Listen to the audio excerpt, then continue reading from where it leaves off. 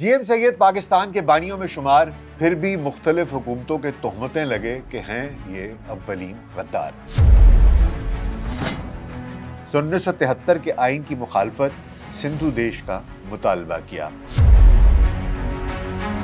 ذوالفقار علی بھٹو کو سندھ کا اثاثہ مانتے تھے۔ ان کے مطابق بھٹو کو کہا تھا کہ تم سندھ کے لیے کام کرو ورنہ تم سے برا کام کروا کے تمہیں مار دیا جائے گا۔ جنازے کے ساتھ قرآن، گیتا، انجیل، تورات اور شاج و رسالو بھی ساتھ سفر کرتے رہے۔ ویلسی پوڈ کاسٹ میں ڈاکٹر ناصر بے کے ساتھ آپ کی خدمت میں حاضر ہیں۔ السلام علیکم۔ صوبہ سندھ کے قوم پرست رہنما جی ایم سید کا شمار پاکستان کے بانیوں میں ہوتا ہے۔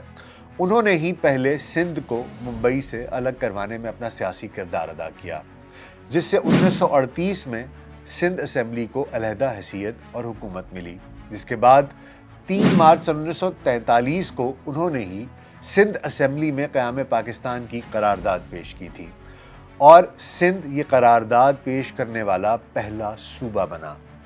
اسی قرارداد نے آگے چل کے قیام پاکستان کے مطالبے کو قانونی اور آئینی جواز فراہم کیا تھا۔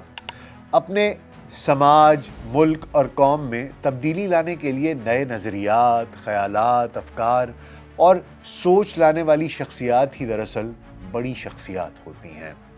اپنے نظریات اور سیاسی افکار کے باعث اکثر اوقات ایسی شخصیات معاشرے میں متنازع بھی بن جاتی ہیں۔ جی ایم سید بھی پاکستان کی ایسی ہی بڑی اور بھرپور سیاسی شخصیات میں شامل ہیں۔ شاید اسی لیے انہوں نے سن 1973 میں سندھو دیش یعنی سندھ کی آزاد حیثیت میں قیام کا تصور بھی پیش کر ڈالا۔ ان کی سیاست کی بنیادی تصورات میں عدم تشدد، جمہوریت، سیکولرزم اور قومی خود انحصاری کے ساتھ ساتھ معاشرتی اور اقتصادی مساوات بھی شامل تھے۔ 1 یونٹ کی مخالفت سے شروع ہو کر اپنی وفات تک کے سیاسی کیریئر میں انہوں نے 30 سال کے قریب قید و بند کی صعوبتیں برداشت کیں۔ اپنی وفات سے پہلے 3 سال سے زیادہ عرصہ گھر میں نظر بند رہے۔ غلام مرتضیٰ سید 17 جنوری سن 1904 کو ضلع دادو کے قصبہ سن میں پیدا ہوئے۔ ان کا تعلق سندھ کے صوفی بزرگ سید حیدر شاہ کاظمی کے خانوادے سے تھا اور وہ ان کی درگاہ کے سجادہ نشین بھی رہے۔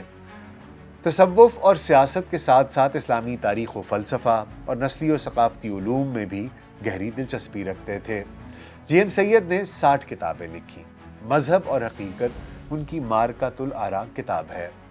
ان کی زیادہ تر تصانیف سیاست، مذہب، صوفیزم، سندھی قومیت اور ثقافت اور سندھی قوم پرستی کے موضوعات پر لکھی گئی ہیں۔ شاید پاکستان میں وہ پہلے مصنف تھے جن کی مذاہب عالم پر ایک تالیف اور تصنیف شدہ کتاب جیں ڈٹھو آمو پر پابندی لگی، اور اشاعت کے بعد بہت سے مولوی حضرات اور پیروں اور مشائخ کی طرف سے ان پر کفر کے فتوے بھی لگے۔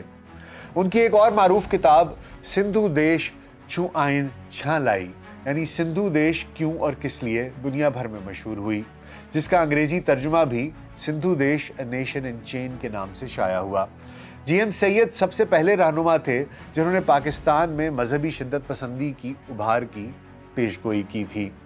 یہ بات 1950 کی دہائی کی تھی جب انہوں نے یہ پیشگوئی کر دی تھی۔ جی ایم سید مذہبی رواداری اور ترقی پسند سوچ کے حامل تھے۔ ان کی مذہبی رواداری اور ترقی پسند سوچ کا اندازہ اس سے بھی لگایا جا سکتا ہے کہ سید کراچی لوکل بورڈ کے صدر تھے اور بورڈ کی ایک نئی عمارت تعمیر کرنا چاہتے تھے، لیکن برطانوی راج اس بات کے درپے تھا کہ کسی طرح سے وہ اس عمارت کا افتتاح نہ کر پائیں۔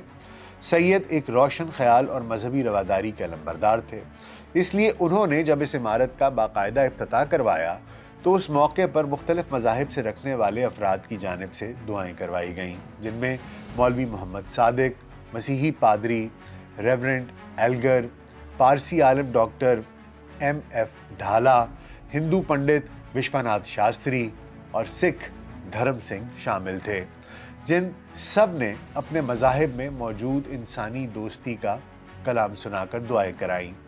جی ایم سید کی سیاسی زندگی پر نظر ڈالی جائے تو آغاز سے ہی آپ کسانوں کے حقوق اور سندھی قوم پرستی کے علمبردار رہے ہیں۔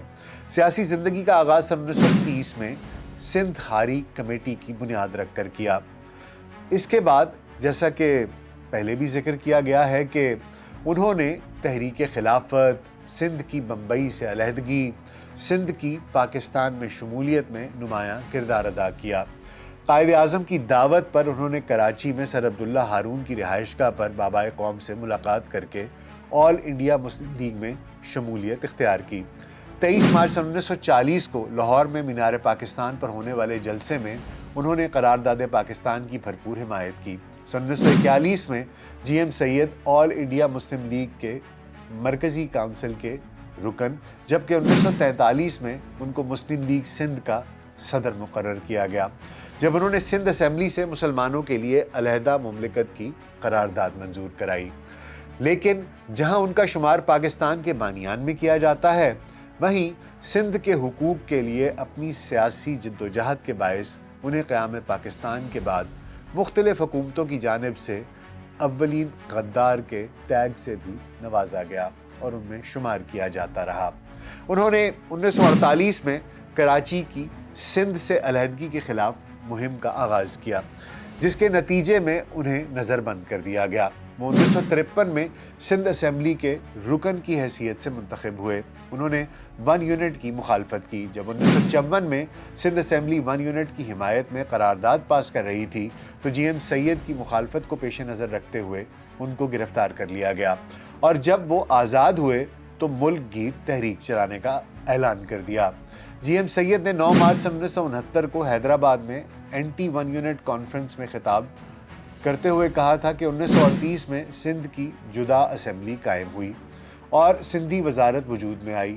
1954 تک باوجود وزارتوں کی تبدیلی کے اس کا وجود قائم رہا، مگر اس کے بعد ایک بڑے صوبے کے مستقل مفادات کی خاطر سندھ کو زبردستی 1 یونٹ میں داخل کیا گیا ہے۔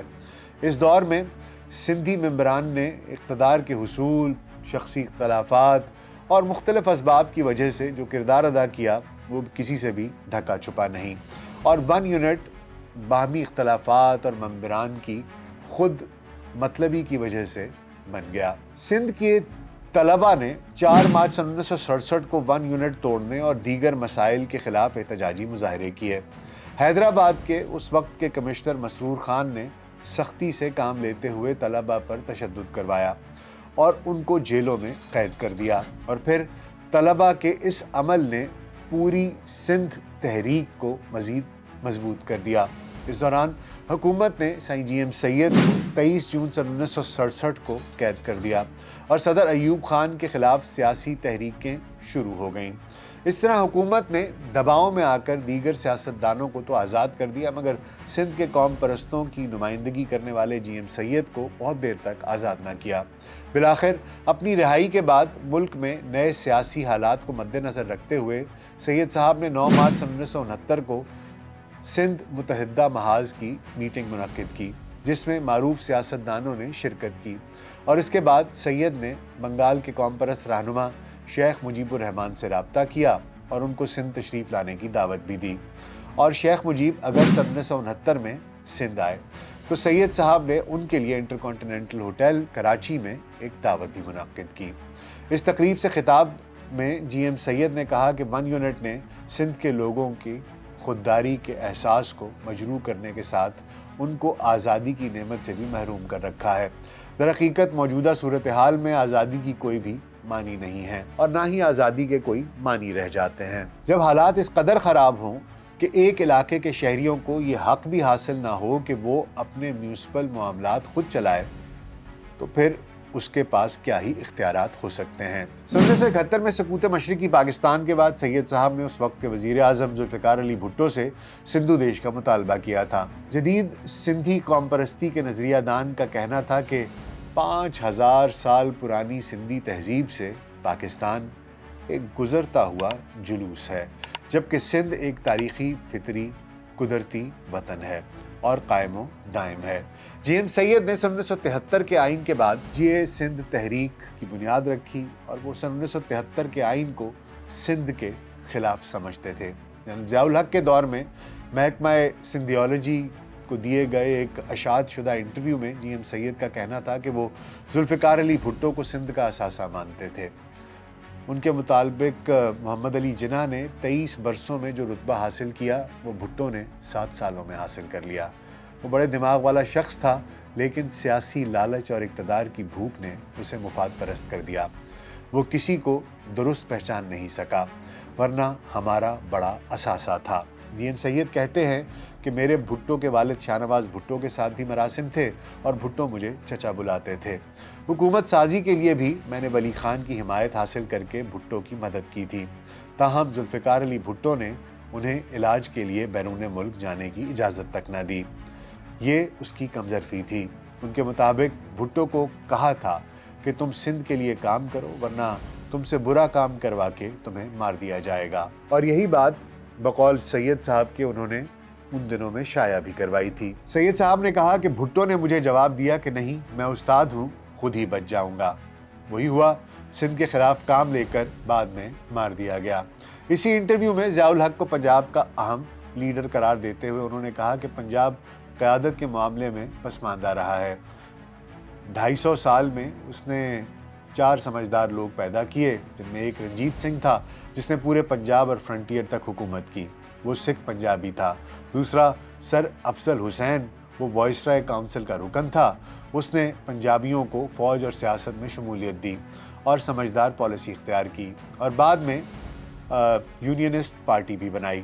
تیسرا اس کا جانشین سر سکندر حیات، جس کو برطانوی حکومت نے بلوا کر مصر میں تقریر کرائی تھی، کیونکہ وہ سمجھتے تھے کہ وہ پنجاب کا بے تاج بادشاہ ہے، جبکہ موجودہ وقت میں ہر چیز، لشکر، سول سروس، سب پر ضیاء کا کنٹرول ہے، اس کی حکومت ہے۔ یہ عقل مندی ہے۔ انہی وجوہات اور ایم آر ڈی تحریک کی حمایت نہ کرنے پر ضیاء الحق کے دور میں ان کی سیاسی زندگی کچھ سکون میں رہی، تاہم سرد جنگ کے خاتمے سے قبل انہوں نے کہا تھا کہ سرمایہ دارانہ و اشتراکی بلاکس میں بٹی ہوئی دنیا کے قطع نظر روحانی ممالک کے گروہوں کا بھی ایک بلاک ہونا چاہیے۔ پھر جب سرد جنگ کا خاتمہ ہوا اور سرمایہ دارانہ اجارہ داری دنیا بھر میں قائم ہو گئی، تو انہوں نے پھر جنوری 1992 میں نشتر پارک کراچی میں اپنی سالگرہ کے جلسے سے خطاب کیا۔ اس خطاب میں انہوں نے امن عالم کے لیے اقوام متحدہ کی ازسر نو تشکیل کا مطالبہ کر دیا۔ یہ مطالبہ عالمی طاقتوں کو ایسا چبھا کہ کچھ ہی دنوں بعد نواز شریف کی وزارت عظمیٰ کے دور میں انہیں گرفتار کر کے گھر میں نظر بند کر دیا گیا۔ یہ نظر بندی اپریل 1995 میں بے نظیر بھٹو کی دوسری حکومت کے دوران جی ایم سید کی وفات تک جاری رہی۔ بے نظیر حکومت کا اعزاز تھا کہ اس نے اپیلوں کے باوجود جناح اسپتال میں بستر مرگ پر پڑے سندھی حقوق کے سب سے بڑے علمبردار 94 سالہ بیمار قیدی کو رہا کرنے سے انکار کر دیا تھا۔ تاہم جی ایم سید کی انسان دوستی کا یہ ثبوت کافی ہے کہ جب 25 اپریل 1995 کو سپرد خاک ہوئے تو ان کے جنازے کے ساتھ قرآن، گیتا، انجیل، تورات اور شاج و رسالو بھی سفر کرتے رہے۔ جی ایم سید ایک بزرگ سیاستدان تھے اور قیام پاکستان کے لیے ان کی جد و جہد یقینی طور پر قابل ستائش ہے، لیکن ایسے بڑے لوگوں کے فلسفے اور نظریات بھی بہت اٹل سے ہوتے ہیں، یعنی ان میں لچک نہیں ہوتی۔ وہ جس چیز کو درست سمجھ لیتے ہیں اس پر ڈٹے رہتے ہیں۔ درست یا غلط میں اس بحث میں نہیں پڑتا، لیکن ان کے اپنے نظریات تھے، اور جب آپ اپنے نظریے کے اوپر ایک سٹینڈ لیتے ہیں، اس پہ ثابت قدم رہتے ہیں، تو پھر آپ کو اس کی قیمت بھی چکانی پڑتی ہے۔ سید صاحب کے ساتھ بھی کچھ ایسا ہی ہوا، جو پاکستان کے بانیان میں سے تھے، لیکن بعد میں اپنے نظریات کی وجہ سے مختلف حکومتیں انہیں مختلف تہمتوں سے نوازتی رہیں، لیکن وہ یقیناً پاکستان کے محسنوں میں سے ایک تھے، اور انہیں ایسے ہی یاد بھی رکھا جانا چاہیے۔ امید ہے آپ کو آج کا پوڈ کاسٹ پسند آیا ہوگا۔ اپنا بہت خیال رکھیے گا۔ شکریہ۔